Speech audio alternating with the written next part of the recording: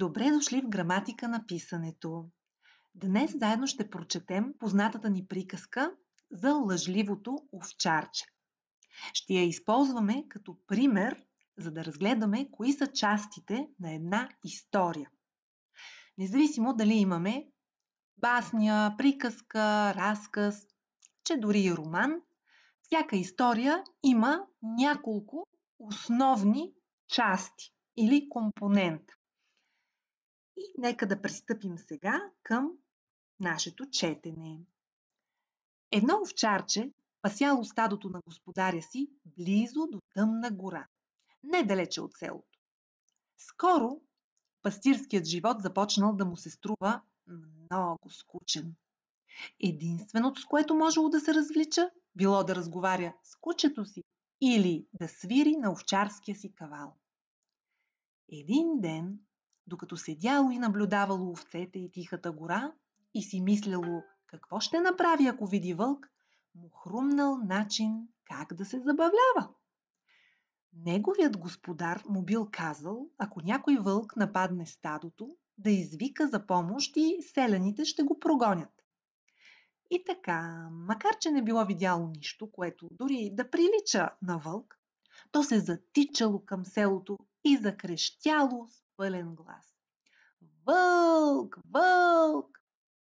Както очаквало, селяните, които чули виковете, оставили работата си и се завтекли силно развълнувани към пасището. Но, когато стигнали там, те намерили момчето превито от смях заради шегата, която им изиграло. Няколко дни по-късно овчарчето пак извикало: Вълк! Вълк!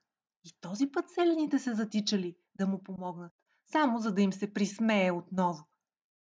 Ала една вечер, когато слънцето залязвало зад гората и сенките се промъквали над пасището, един вълк наистина изскочил от шубрака и се нахвърлил върху овцете.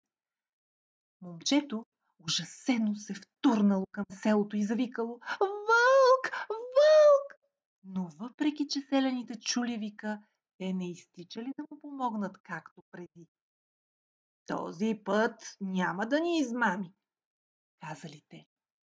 Вълкът издавил много от овцете на момчето и след това се измъкнал в гората. Поука. Никой не вярва на лъжците, дори когато говорят истината. Много интересна приказка с чудесна поука за нас.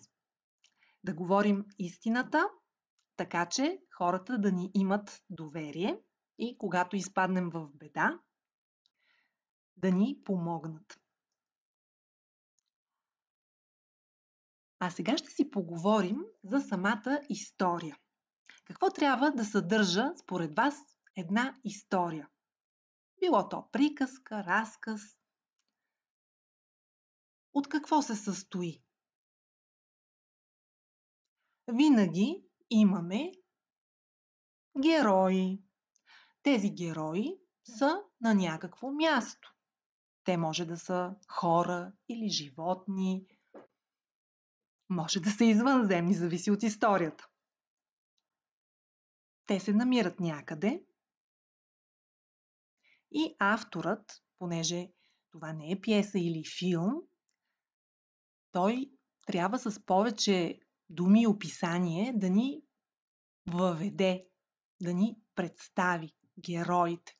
Какви са, как изглеждат, по характер какви са, с какво се занимават. Също така и мястото, където се развива действието. Нека да помислим сега върху нашата приказка за лъжливото овчарче. Кой е главният герой в тази история? Да, това е лъжливото овчарче. Какво знаем за него? Очевидно, щом е овчарче, се занимава с работата да пасе овцете. В случая на господаря си се споменава. И какво друго се казва за него? Че скучало. Имало е куче, разбира се, овчарите имат кучета да им помагат. Има си кавал, на който да свири, но въпреки това животът му е скучен. Къде се развива действието? Винаги в началото авторът описва къде се намира героят. В случая, какво се казва за овчарчето още в самото начало, в първият абзац? Че овчарчето пасе стадото на господаря си къде? Близо до тъмна гора, а тази гора се намира недалеч от селото, защото по-нататък има и селяни. Имаме главни герои, овчарчето и такива, които са второстепенни, появяват се по-нататък в разказа. Та така, значи овчарчето се намира близо до гората, близо до селото. След това, всяка история, за да е интересна, трябва да има какво? Вие казахте на урока вчера някаква случка.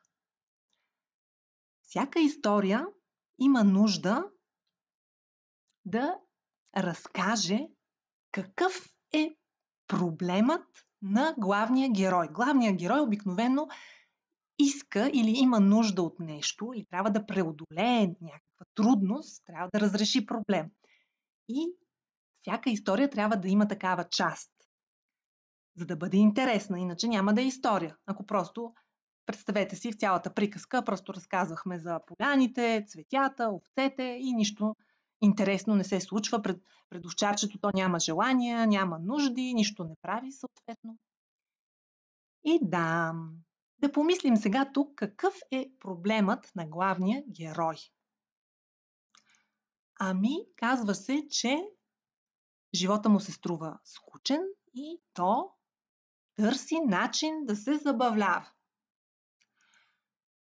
Така, и в резултат на това, 2 пъти какво прави? 2 пъти излъгва селяните от селото, че има вълк, който е нападнал стадото му, за да могат те да се притекат на помощ.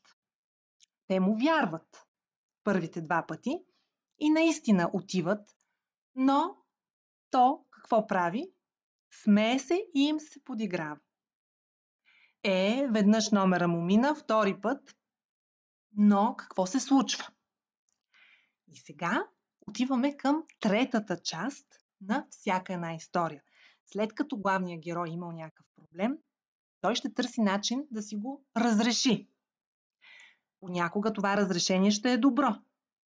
В друг случай не. Сега ще видим при овчарчето. Как се разрешава проблема? След кой момент нещата се обръщат, нарича се повратна точка на историята, и оттам насетне събитията, нещо се случва, вече не можем да се върнем назад, нещо се случва и разрешава проблема или конфликта на героя. Казахме, че проблема беше, че овчарчето искаше да се забавлява. И то намери начин как да го постигне, като подиграва селяните и ги лъже, че има вълк. Но повратният момент, понякога той се нарича кулминация, най-върховия момент в историята е, когато наистина се появява една вечер вълк и напада стадото. Тогава вече овчарчето е изправено на живот и смърт пред опасност и за трети път то вика вълк, вълк в селото, само че за негово нещастие селяните, въпреки че го чуват, отказват да му помогнат, тъй като си мислят, че то отново ги мами. И всъщност разрешението на проблема с забавлението за овчарчето е доста лошо. Вълкът издавил много от овцете и се измъкнал. И ето, това е нашата последователност на история. Какво е последователност? Неща, които имат определен ред и следват едно след друго. Например, последователност е когато броите. 1, 2, 3 и вие ще продължите. 4, 5, 6 и така нататък. Нали? Това е последователност. След Друг пример е последователността в азбуката. А, Б, В, ако ви кажа, вие ще продължите с Г, Д, Е и така нататък. Така, по същия начин в историята, всяка една история има последователност. 3 основни части. Първата е свързана с представянето на героите и на мястото, където се развива действието. Често го наричаме сцена. Втората част от историята е проблемът или конфликтът на главния герой. Какво иска, от какво се нуждае той, какво трябва да преодолее. И последната част на историята, разбира се, е разрешението на проблема. Този проблем трябва по някакъв начин да се реши. Ето и картинките. Съм ги добавила за подсказване.